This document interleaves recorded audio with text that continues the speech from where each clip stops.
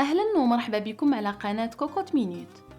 كما تعرفوا أغلب الأسر الجزائرية في رمضان يسحروا بالمسفوف سورتو نهار الأول، وأنا اليوم جبت لكم مسفوف رويال على أصولو وكامل الأسرار باش تنجحوا فيه من أول تجربة.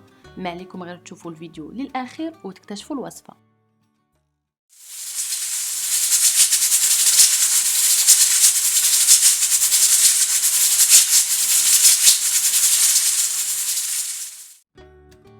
أول حاجة نصب ماء سخون على الفواكه الجافة اللي عندي.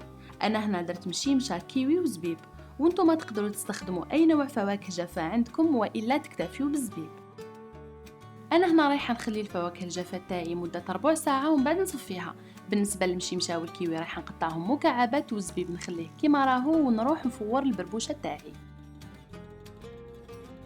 وكيما راكم تشوفوا هنا عندي نص كيلو بربوشة رقيقة، ضفت عليها كمية من الزيت ونخلطها مليح.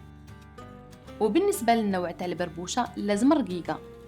هنا بعد ما خلطت البربوشة مع الزيت رايحة نحطها مباشرة في الكسكاس ونخليها تفور للمرة الأولى. بعد ما فارت نضيف عليها كمية مليحة من الماء ونخليها دقائق حتى تتشرب. من بعد نفتلها مليح بيدي ونزيد نفورها للمرة الثانية. هنا حبيت نعطيكم ملاحظة انه المسفوف عمره لا يكون بالبربوشة المتوسطة ولا الخشينة، وناس بكري كي كانوا يفتلوا البربوشة يخرجوا رقيق كامل يديروا به المسفوف. وهنا كما راكم تشوفوا بعد ما فتلت البربوشة تاعي حطيتها تفور للمرة الثانية، نحيتها ضفت عليها كمية من الملح ونزيد نضيف عليها كمية من الماء ونزيد نفتلها مليح.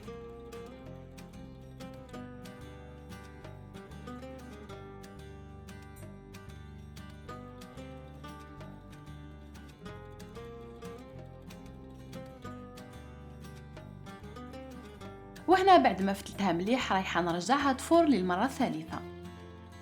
وهنا بعد ما فارت للمرة الثالثة في المرحلة هذه رايحة نبلها بكمية من الحليب وما زهر. من بعد نفتلها مليح ونرجعها تفور للمرة الرابعة.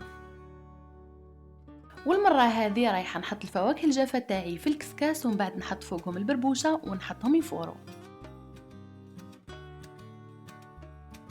وهنا بعد ما فارت البربوشة تاعي مليح في المرحلة هذه رايحة نضيف عليها كمية من الزبدة وكمية من السكر.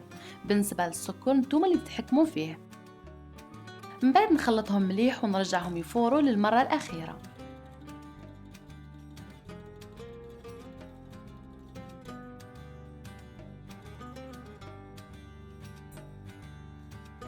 وهاي ليكم البربوشة تاعنا هنا بعد ما فارت للمرة الأخيرة. رايحة نضيف عليها كمية قليلة من الزبدة نخلطها مليح ومن بعد نقدمها.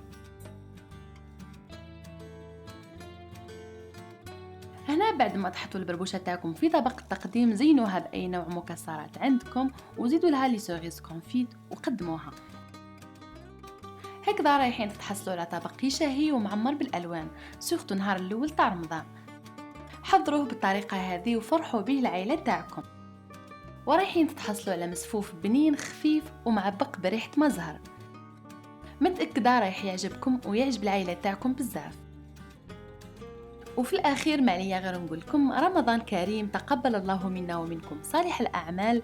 ما تنساوش تشوفوني في الوصفات الرمضانية وتشاركوها مع أحبابكم واستناوني في الوصفة الجاية. سلام.